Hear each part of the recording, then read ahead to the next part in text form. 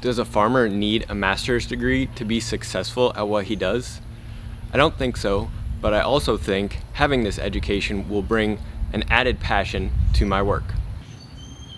I see the food options we have in this country through the lens of a nutritionist, and mainly where our food sources come from, specifically our fruits and vegetables, are California, which to most of the country is quite far away. Distant food supplies are creating potential for problems when it comes to how we receive food in this country. California is where the majority of our food, the bulk of it, comes from in this country. The problem with distant food is growing more and more clear each day. California is the main supplier, the bulk of our food for this country. We're starting to see issues with supply chains, and these are likely to get worse as water and other resources start to diminish.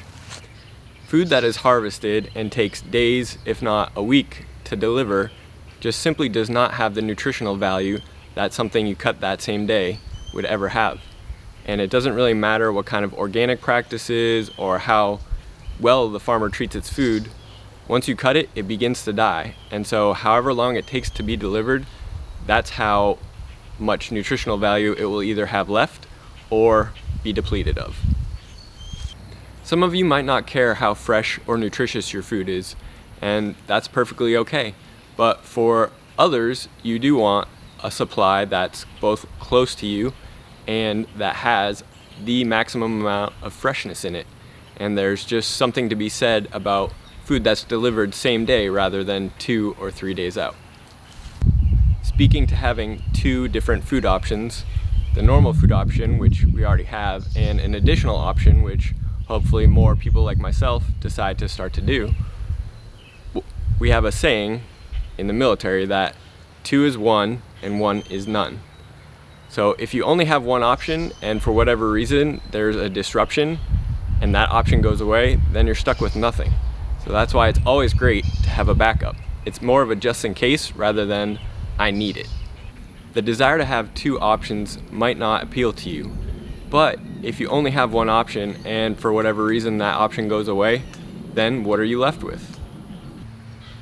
When considering water shortages that the West Coast is having and all the other challenges that we're seeing with deliveries and just production in general, my question to you is, does it seem like a local food source would be a better idea?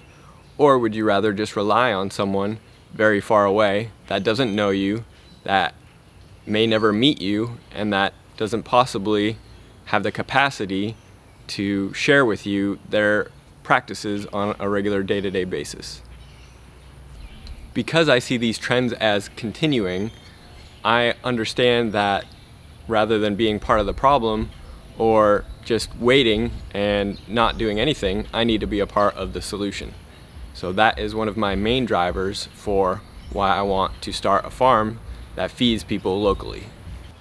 To continue to talk about the complexity of the food supply that we have currently in this country, I want to speak to the disconnect that most of us have with our food. Have any of you ever butchered an animal to eat it? Or for my vegetarian or vegan viewers, have you ever pulled food out of a garden, out of the ground, and prepared it for dinner? If not, then this shows the disconnect between us and our food. The further disconnected we are of our food, the more likely there are issues or problems that will arise.